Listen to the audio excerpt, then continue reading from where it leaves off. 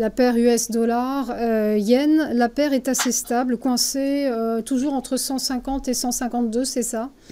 Et oui, et puis pour ceux qui nous suivent régulièrement les lundis, la zone des 152, c'est une zone que je cite souvent et qui aujourd'hui est travaillée depuis quelques séances, hein, depuis 2 semaines à peu près.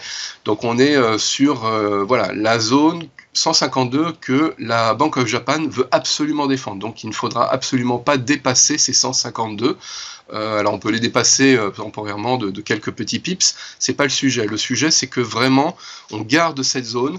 On avait une zone intermédiaire avant vers les 150, 151 qui était voilà un petit peu l'obstacle avant cette ultime 152, et là désormais on est clairement sur les 152 et la Bank of Japan va continuer à le défendre cette semaine, puisque là, vous voyez, les forces haussières, notamment au stochastique, sont plutôt, les flux sont plutôt en faveur d'un renforcement de l'USD, donc d'une dépréciation du JPY, et donc on devrait avoir voilà, cette défense qui ensuite sera naturelle. À partir de la semaine prochaine, ça sera naturel puisqu'on repartira en phase de baisse, donc là la Bank of Japan aura moins à batailler. Mais cette semaine, malheureusement, eh bien, elle est dans les vents contraires, mais par contre elle va se battre mordicus pour ne pas dépasser ces 152.